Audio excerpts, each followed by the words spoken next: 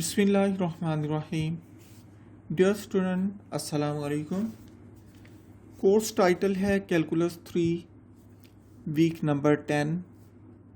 Topic हैं Lagrange multiplier method and it's applications and double integral. Double integrals के कुछ question रह गए थे, वो भी हम आज इसमें उसको कवर करेंगे।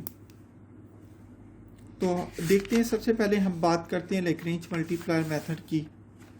तो the method of Lagrange multiplier,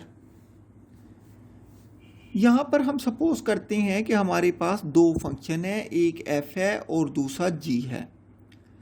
जो फंक्शन f है ये भी डिफरेंशिएबल है, जो फंक्शन g है ये भी डिफरेंशिएबल है। स्टूडेंट याद रखें, क्योंकि f के अंदर 3 वेरिएबल हैं, g के अंदर भी 3 वेरिएबल हैं। यहाँ पर हम जर्नल बात कर रहे हैं, तो इनके जो डेरिवेटिव एग्जिस्ट करेंगे वो पार्शियल डेरिवेटिव एग्जिस्ट करेंगे। हाँ, हमारा पर्पस क्या होगा लैग्रेंज मल्टीप्लायर मेथड अप्लाई करने का? हमारा पर्पस होगा ताकि हम लोकल मैक्सिमम या लोकल मिनिमम वैल्यूज जो f की हैं वो हम फाइंड कर सकें। ये f का जो मैक्सिमम या मिनिमम बनेगा वो किसके लिहाज से बनेगा? g के लिहाज से बनेगा। मतलब हम लैग्रेंज मल्टीप्लायर मेथड जब भी अप्लाई करते हैं तो हमें दो फंक्शन गिवन होते हैं। हमने f का मैक्सिमम या मिनिमम फाइंड करना है, किसके लिहाज से करना है? g के लिहाज से करना है।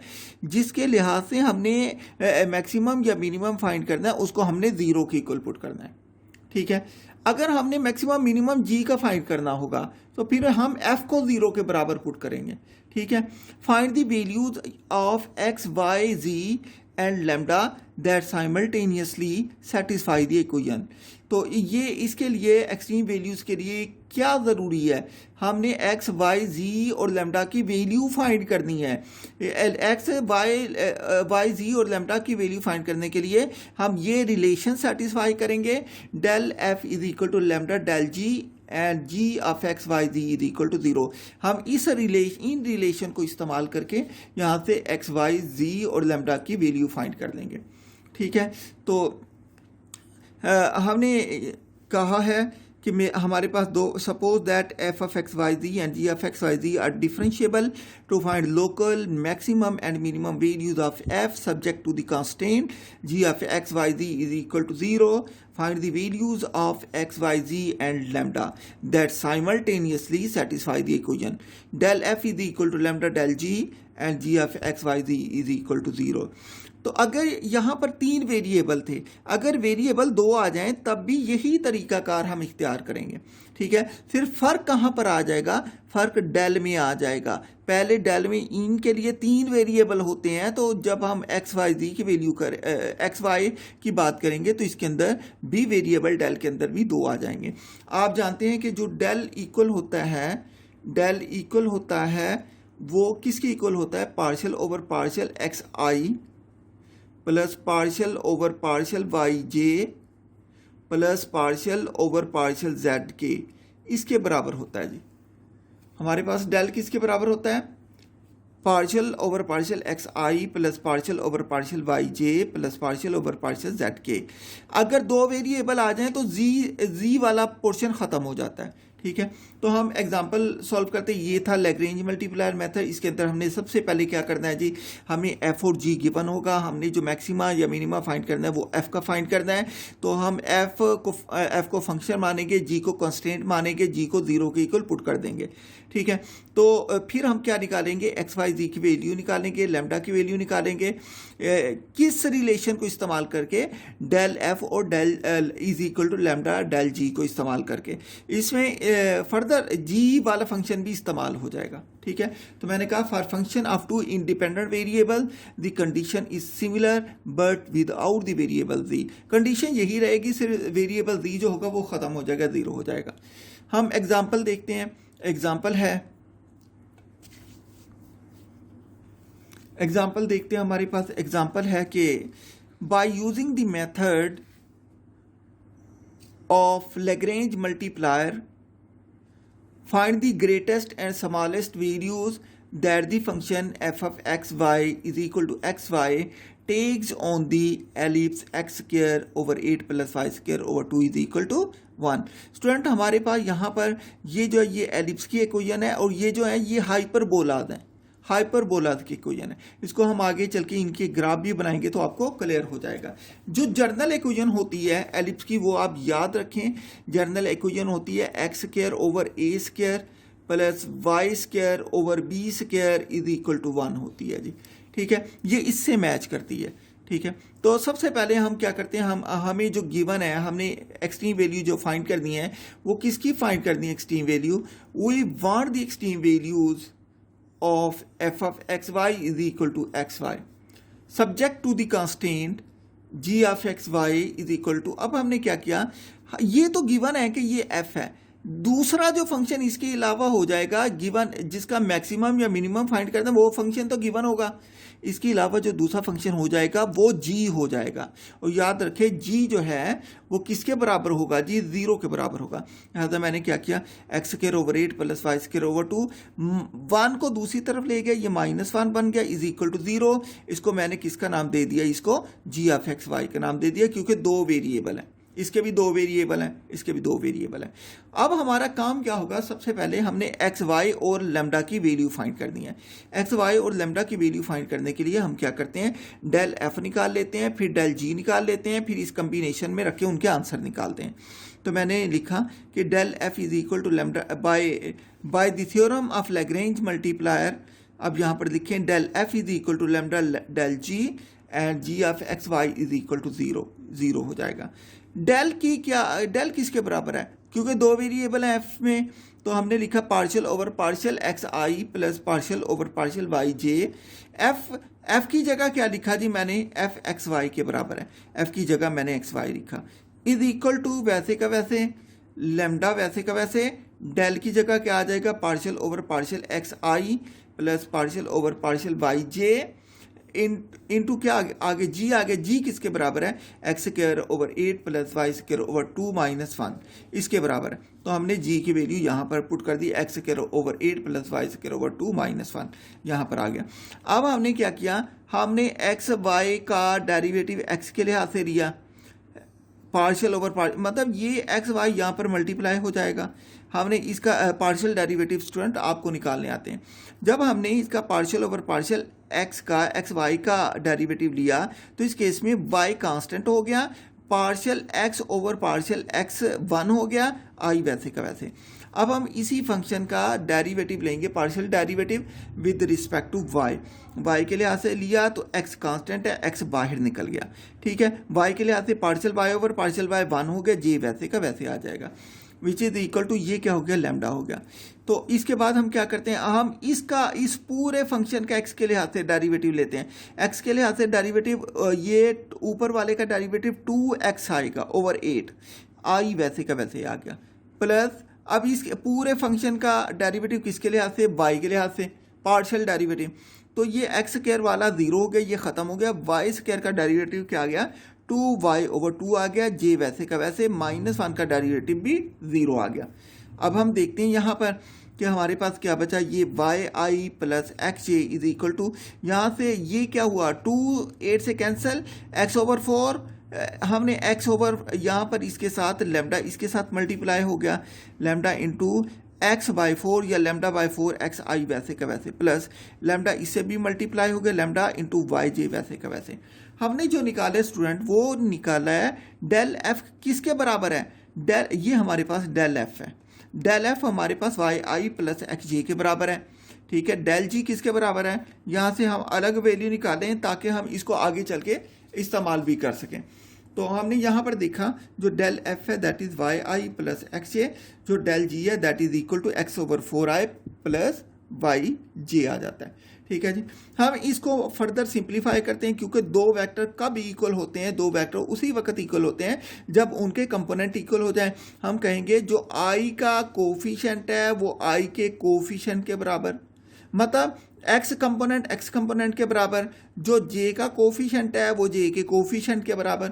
तो हम देखते हैं स्टूडेंट, लिहाजा हमने कंपेयरिंग दी कोफिशिएंट कर दिए, ये हमारे पास आई के कोफिशिएंट थे, ये हमारे पास जे के कोफिशिएंट थे। अब हमने जो वैल्यू फाइंड करनी है वो एक्स वाई और लेमडा की फाइंड करनी है। लिहाजा मैं क्या करता हूँ, मैं यहाँ पर जो मेरे पास एक्स है, ये एक्स है, यहाँ पर जो ये एक्स है, मैं इस एक्स की वैल्यू एक्स किसके बराबर है, लेमडा वाई के, यहाँ पे पुट कर देता हूँ। तो वाई वैसे का वैसे, लेमडा ओवर 4 वैसे का वैसे, ये एक्स आ गया, एक्स किसके बराबर, लेमडा वाई के बराबर। ठीक है, y is equal to lambda square over 4 into Y, ये आ गया। ठीक है, 4 उधर जाकर मल्टीप्लाई हो जाएगा। अब स्टूडेंट हमने जो फाइंड करनी है वो लेमडा की वैल्यू फाइंड करनी है, वाई की वैल्यू फाइंड करनी है और एक्स की वैल्यू फाइंड करनी है। यहाँ पर हम देखते हैं कि इक्वेशन 3 में, equation 3 is satisfied if y is equal to 0। अगर मैंने कहा y को 0 पुट कर दूं यहाँ पर, तो दोनों साइडों पर 0 इज इक्वल टू 0 आ जाएगा। लेकिन जब y 0 होगा तो ये हम दोनों तरफ y पर डिवाइड नहीं कर सकते। ठीक है, लेकिन अगर y हम लिखेंगे if y is not equal to 0, पहले बात हमने क्या किया कि y इज इक्वल टू 0 है तो ये सेटिस्फाइड है, 0 इज इक्वल टू 0। अब हमने सपोज किया y is not equal to 0, तो हम y को दोनों तरफ डिवाइड कर सकते हैं।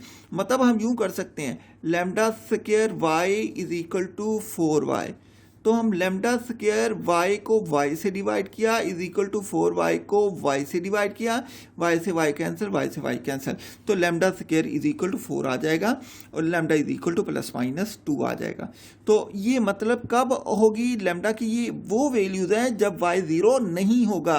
जब y 0 होगा तो लेमडा की वैल्यू हमारे पास नहीं आएंगी। लिहाजा हमारे पास दो केस हो गए। वो दो केस क्या हो गए, या तो हमारे पास y 0 है, अगर y 0 है तो हम इसमें वैल्यू पुट करें y की, y 0 है तो हमारे पास यहाँ से x भी 0 आ जाता है। तो लिहाजा मैंने इक्वेशन 2 में पुट कर दें या इक्वेशन 1 में पुट कर दें। अगर y 0 आ गया तो इक्वेशन 1 से और इक्वेशन 2 से जो x की वैल्यू निकलेगी वो भी 0 निकलेगी।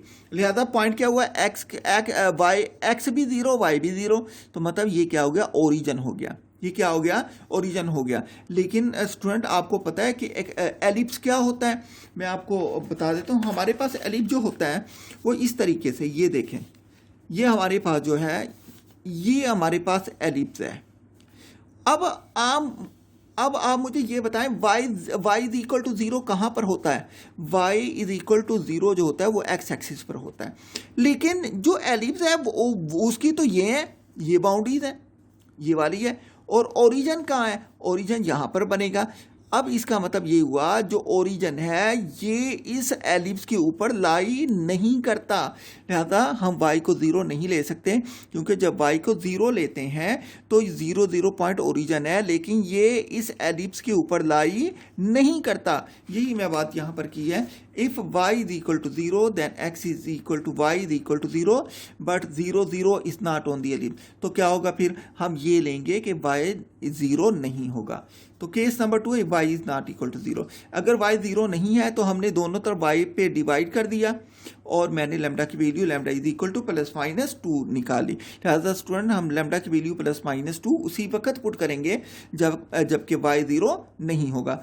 तो एंड हम जानते हैं इक्वेशन नंबर 2 से कि x is equal to lambda Y. मैंने इक्वेशन 2 ही क्यों ली, क्योंकि ये सिंपलीफाइड फॉर्म है। आप 1 भी ले सकते हैं, लेकिन 2 मैंने इसलिए ली है क्योंकि ये सिंपलीफाइड फॉर्म है। तो लिहाजा ये क्या हो गया, लेमडा की वैल्यू किसके बराबर है, प्लस माइनस 2 के। मैंने इस इक्वेशन में x वैसे का वैसे इक्वल वैसे का वैसे, मैंने लेमडा की जगह क्या डाल दिया, प्लस माइनस 2 ये वैल्यू डाल दी, y वैसे का वैसे। यहाँ से हमारे पास x की वैल्यू आ गई, लेमडा की वैल्यू आ गई, x की वैल्यू आ गई। अब हमारे पास y की वैल्यू नहीं है। y की वैल्यू फाइंड करने के लिए हम क्या करेंगे, हमने x की जो ये वैल्यू निकाली है, x is equal to plus minus 2y, हम इसे पुट कर दें ये g ऑफ एक्स वाई में। g of X Y equation क्या है, वही जो शुरू में क्वेश्चन में गिवन है कि x square over 8 plus y square over 2 is equal to 1, वो इक्वेशन है। तो हमने इसमें पुट कर दिया। अब देखें, ये मैंने पहले function g of X Y लिखा है। जब मैंने function g of X Y लिखा, that is equal to X square over 8 plus Y square over 2 is equal to 1, मैंने x की वैल्यू प्लस माइनस 2y पुट कर दी, whole square over 8 plus Y square over 2 वैसे का वैसे is equal to 1 वैसे का वैसे। यहाँ पर देखें, अब 2 का स्क्वायर दिया, 2 का प्लस माइनस 2 का स्क्वायर क्या आएगा, 4 आएगा। नेगेटिव है तब भी पॉजिटिव, पॉजिटिव है तब भी पॉजिटिव। ये प्लस माइनस 2 का ये 4 आ गया। वाई स्क्वायर वैसे का वैसे divided by 8 plus Y square over 2 is equal to 1। लिहाजा ये क्या हो गया, 4 1 इज 4, 4 2 इज 8, ये 1/2 वाई स्क्वायर हो गया। ये भी plus 1/2 Y square is equal to 1। Half और हाफ क्या हो जाएगा, 1 वाई स्क्वायर हो जाएगा। 1 Y square is equal to 1। Y का स्क्वायर उड़ लिया वाई स्क्वायर का दो साइड पे, तो वाई की वैल्यू आ गई प्लस माइनस 1। स्टूडेंट अब हमारे पास x की वैल्यू आ गई, y की वैल्यू आ गई और लैम्डा की वैल्यू भी आ चुकी है। हम कहते हैं the function f of xy is equal to xy therefore takes on its extreme values on the ellipse at 4 point. अब देखें ना x के कितने पॉइंट है, x भी प्लस माइनस 2 है, y भी प्लस माइनस 2 है। तो यहाँ पर मैं आपको पॉइंट निकाल के दिखा देता हूँ। अब देखें मेरे पास जो x निकला वो प्लस माइनस 2, y निकला वो प्लस माइनस 1 निकला। ये 4 पॉइंट कैसे बने, अब देखें x की value x is equal to 2 and x is equal to -2, y is equal to 1, y is equal to -1। ये 4 ऑप्शन हो गए। पहले हम 2 को फिक्स करते हैं। इस 2 को फिक्स किया, इसके साथ मैंने 1 लिखा, फिर इसी 2 को फिक्स किया, इसके साथ मैंने y की वैल्यू -1 लिखी, फिर मैंने अगले -2 को फिक्स किया, इसके साथ क्या आ गया, पहली वैल्यू फिक्स कर दी, और फिर मैंने इसके साथ -2 के साथ दूसरी वैल्यू। ये 4 पॉइंट आ गई। इस तरीके से स्टूडेंट हमने यहाँ से देखा कि 4 पॉइंट आ जाते हैं। यही बात है मैंने यहाँ पर दिखा है कि the ellipse at 4 point plus -2 1 plus -2 -1 Y using equation 5 and 4। ठीक है, तो हमने देखा एक्सट्रीम वैल्यूज हमारे पास क्या आ गई, हमारे पास X Y is equal to 2 आ गया। X Y is equal to 2 कैसे निकाली हमने, यहाँ पर देखें हमने फंक्शन लिए हैं, फंक्शन की 4 वैल्यूज आ जाएंगी यहाँ पर। ठीक है, मैं आपको निकाल के दिखा देता हूँ। मेरे पास 4 पॉइंट आए, मेरे पास 4 पॉइंट आए। पॉइंट क्या है, 2 1 2 -1 -2 1 -2 -1, ये 4 पॉइंट आ गए। अब मेरे पास X Y is equal to X Y था, मेरे पास F of X Y is equal to X Y था, मेरे पास F of X Y is equal to X Y था, मेरे पास F of X Y is equal to X Y था। अब देखें, सबसे पहले पहला पॉइंट पुट करें, जब x 2 है y 1 है, ये 2 इंटू 1, ये f ऑफ 2 1 पे क्या वैल्यू आ गई, 2 आ गई। ठीक है, अब इसमें ये दूसरा पॉइंट पुट करें, जब f में 2 और -1 है y, तो ये 2 है, ये -1 है, तो f 2 -1 क्या हो गया, -2 हो गया। ठीक है, ये क्या हो गया f, ये मेरे पास तीसरा पॉइंट है, -2 है y और x -2 है y 1 है, x -2 है और y 1 है, तो फंक्शन की वैल्यू f2 1 पर क्या आ गई, मेरे पास -2 आ गई। बात क्लियर। अब ये चौथा पॉइंट देखें, चौथे में चौथा पॉइंट पुट करें, f -2 है और -1 है, तो f x -2 है -1 है y, तो f -2 इंटू -1 क्या हो जाएगा, दैट इज 2 हो जाएगा। अब देखें यहाँ पर कि जो फंक्शन की मैक्सिमम वैल्यू है वो 2 जगह पर आ रही है 2, जो मिनिमम वैल्यू है वो भी 2 जगह पर आ रही है। यहाँ से हमें पहली बात इन पॉइंट से ये पता चला कि जो मैक्सिमम मिनिमा है वो इन 4 पॉइंट पे लाई करता है। जब मैंने इन वैल्यू को पुट किया तो मैक्सिमम वैल्यू 2 आई 2 जगह पर, इसका मतलब जो मैक्सिमम एग्जिस्ट करता है वो पॉइंट 2 1 पर और पॉइंट -2 -1 पर एग्जिस्ट करता है, और जो मिनिमा एग्जिस्ट करता है वो पॉइंट 2 -1 और -2 1 पर एग्जिस्ट करता है। लिहाजा ये 2 मैक्सिमम वैल्यू है और जो -2 है ये मिनिमम वैल्यू है। बजाय इसके कि मैं यूं भी तो लिख सकता हूं कि जो मैक्सिमम है उसमें एफ ऑफ एक्स की वैल्यू क्या आ गई है, 2 आ गई है, और जो मिनिमम है उसमें एक्स वाई की वैल्यू क्या आ गई है, -2 आ गई। इनको कंबाइन हम यूं भी लिख सकते हैं, X Y is equal to C. ठीक है, मेरा ख्याल आपको समझ आ गई होगी। तो हमने ये स्टूडेंट यहाँ पर इनकी वैल्यूज़ को देखा। x is equal to plus minus two and x is equal to plus minus two. मैंने इनमें वैल्यू पुट करके x की वैल्यू प्लस माइनस टू और x की वैल्यू माइनस प्लस टू, मतलब वही आ गई x की वैल्यू। मैं आपको ये पॉइंट इसलिए पुट करके दिखाया ताकि आप कन्फ्यूजन ना रहे। आप प्लस माइनस टू लिखें या माइनस प्लस लिखें, बात एक ही है। मतलब x की a की वैल्यू आई है x is equal to plus minus two. अब मैंने x की यही वैल्यू पॉइंट की शक्ल में जैसे मैंने पुट करके दिखाई है, ये मैंने वही काम किया है जो मैंने रफ वर्क आपको करके दिखाया। तो स्टूडेंट जो मेरे पास ये था, हमारे पास एलिप्स था, मैंने ये इसकी फिगर बना के दिखा दी है। मैंने कहा कि क्योंकि इसकी जर्नल इक्वेशन जो होती है वो X square over A square plus Y square over B square is equal to 1 होती है। जब हम इसको जर्नल फॉर्म के अंदर लिखेंगे तो ये क्या हो जाएगा, X square over 2 square root 2 whole square, square की फॉर्म में लिख दिया, प्लस वाई स्क्वायर, मैं इसे लिख सकता हूँ square root 2 whole square is equal to 1। तो यहाँ पर जो a है ना वो मेरे पास निकला है 2 स्क्वायर रूट 2 और जो मेरे पास b निकला है वो स्क्वायर रूट 2 निकला है। लिहाजा इसको कहते हैं, आपने वो पैराबोला हाइपरबोला एलिप्स में पढ़ा होगा, इसको कहते हैं मेजर एक्सिस और इसको कहते हैं माइनर एक्सिस। जो मेजर एक्सिस होता है वो ये b के बराबर होता है, ये भी इस तरफ नेगेटिव साइन के साथ माइनस भी। ये मेरे पास a है, ये नेगेटिव साइन सॉरी ये मेरे पास a है, ये मेरे पास a है, ये मेजर एक्सिस है, ये मेरे पास b है, ये b है, माइनस b है। लिहाजा मेरे पास ये ऊपर वाला b, मैंने यहाँ पर b की वैल्यू क्या निकाली है, स्क्वायर रूट 2। ये यहाँ से लेकर यहाँ तक स्क्वायर रूट 2, ये नीचे माइनस स्क्वायर रूट 2, ओरिजिन से लेकर यहाँ तक 2 स्क्वायर रूट 2 और ओरिजिन से लेकर इस तरफ माइनस 2 स्क्वायर रूट 2। फिगर इसकी ये बन गई है। अब मैं इसकी ज्योमेट्री डिस्कस करने लगा तो मैंने यहाँ पर बात की है the level curves of the function F of X Y is equal to X Y are the hyperbolas X Y is equal to C. मैंने कहा इसको जर्नली हम इस तरीके से लिख सकते हैं कि इसकी लेवल कर्व्स हैं ये। दी जितना मैंने कहा the farther the hyperbolas lies from the origin the larger the absolute value of है। मैंने कहा मैंने कहा हाइपरबोला जितना ओरिजिन से दूर होगा उतना ही उसकी जो लार्जर एब्सोल्यूट वैल्यूज हैं वो ठीक होंगी, करेक्ट होंगी। To find the extreme values, ठीक है, given that the point X Y also lie on the ellipse. इसको मैंने क्या किया, इस इक्वेशन को 8 से मल्टीप्लाई कर दिया बोथ साइड पर, तो ये क्या बन गया, X square plus 4y square is equal to 8 बन गया। इस इक्वेशन को सिंप्लीफाई करके लिखा है मैंने। Which hyperbolas intersecting the ellipse lie farthest from the origin. हम ये चेक करेंगे, ये मैं ज्योमेट्री बनाता हूँ, ज्योमेट्री बनाने के बाद हम इसको देखते हैं। तो मैंने कहा the hyperbola that just grazes the ellipse that ones that are tangent to its are farthest. At this point, any vector normal to the hyperbola is normal to the ellipse. comma so del f is equal to yi plus x। ये हमने शुरू में ही निकाल लिए थे, ये मैंने अलग लिखा था।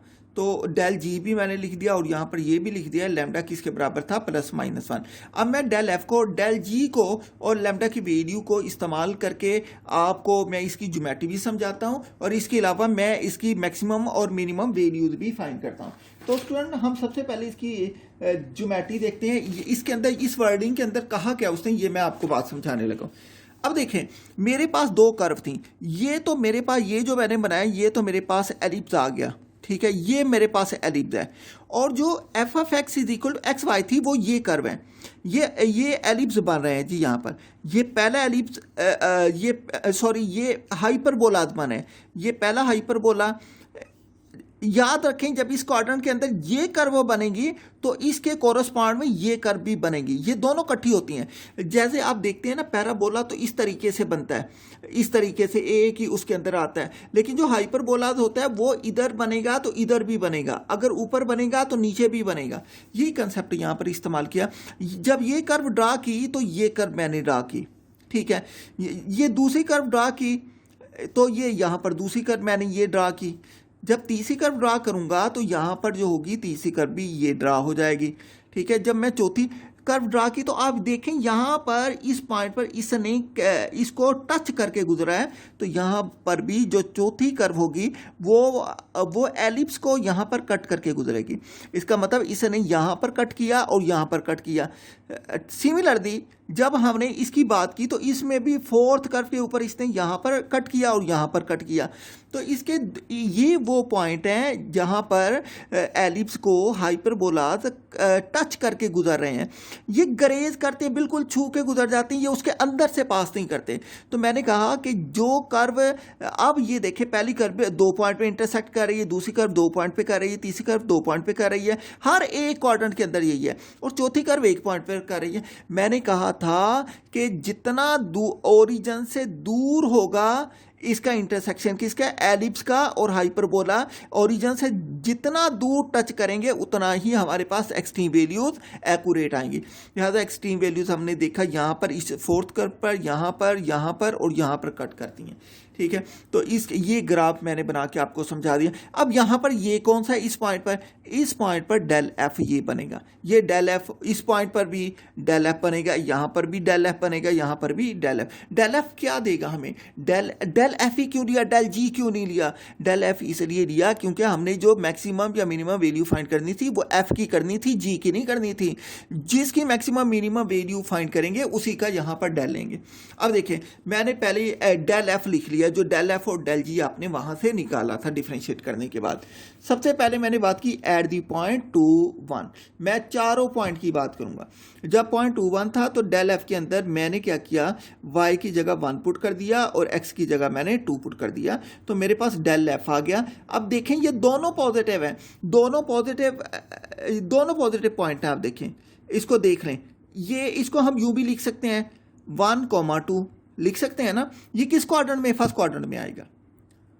किस क्वाड्रेंट में आएगा, ये फर्स्ट क्वाड्रेंट में आएगा। अब हमने ये रिलेशन सेटिस्फाई करना है कि del F is equal to lambda del G के बराबर है। इसको मैंने प्रूव करना है। इसको प्रूव करने के लिए मैंने डेल एफ लिया। अब मैं जी क्या था, जी में भी वही वैल्यू पुट की थी, एक्स की जगह 2 वाई की जगह 1, एक्स की जगह 2 वाई की जगह 1 पुट किया, तो ये मेरे पास जी आ गया। हमने डेल एफ को इस्तेमाल करके डेल जी बनाना है। यहाँ पर देखिए क्या है, जे 1 है, यहाँ पर जे क्या 2 है। मैंने इस 2 को कॉमन लिया, जहाँ पर 2 नहीं था वहाँ 2 डिवाइड हो गया, जहाँ 2 था वहाँ से निकल गया, जे रह गया। अब ये देखिए ये क्या बन गया, ये बिल्कुल वही जी बन गया, डेल जी बन गया। 1/2 आई प्लस जे किसके बराबर है, डेल जी के, 1/2 आई प्लस जे। अब देखें डेल एफ 2 वैसे का वैसे, इसकी जगह मैंने क्या लिख दिया, इसकी जगह मैंने डेल जी लिख दिया। बात क्लियर होगी स्टूडेंट। सिमिलरली अब पॉइंट ये कहाँ पर लाई करते हैं, यहाँ पर लाई करते हैं। ये आप i+2j लिखे, ठीक है, या यूं भी लिख सकते हैं 1 कॉमन। अब एट दी पॉइंट -1, तो x की जगह -2 और y की जगह 1 पुट किया, x की जगह -2 पुट किया, तो 2 4 से डिवाइड होकर -1/2 आई वैसे का वैसे, y की जगह क्या पुट किया, 1 पुट किया, तो ये मेरे पास आ गया। अब मैंने यहाँ से क्या किया, अब देखें मैंने इसको इस्तेमाल करके क्या बनाना है, डेल जी बनाना है। डेल जी में j का कोफिशिएंट 1 है, इधर क्या -2 है, तो मैंने -2 कॉमन लिया, -1/2 यहाँ आ गया आई, और यहाँ पर प्लस जे रह गया। अब ये किसके बराबर है, इसकी वैल्यू डेल जी के बराबर आ गई। तो स्टूडेंट बाकी जो 2 हैं वो आपने इसी तरीके से आपने फाइंड करने हैं। इसकी फर्दर एग्जांपल भी आपको मैं दूंगा, आपने उनको इस्तेमाल करते हुए तरीकाकार इसका यही होगा, देख लें, ठीक है, आपने वो भी फाइंड करनी है।